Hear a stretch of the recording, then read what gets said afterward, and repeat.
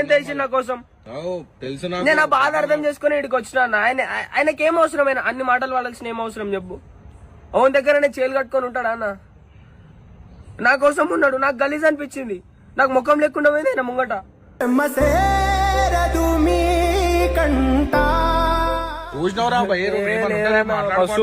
మస్తు బాధ తట్టుకున్నాను నేను.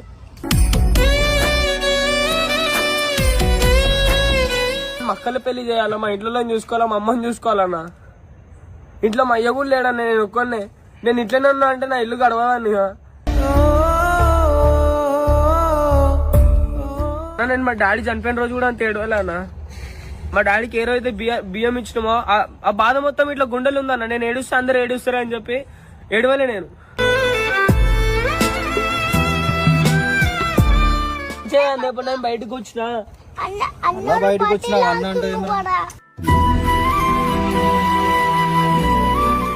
అదే ఆలోచించే నేను బయటకు వచ్చినా అన్న. బయటకు వస్తాయనే జర హాస్టల్ ఉంటేనే బాగుపడతా అన్న నేను. డాడీని సంభాలించాడు అంటారా?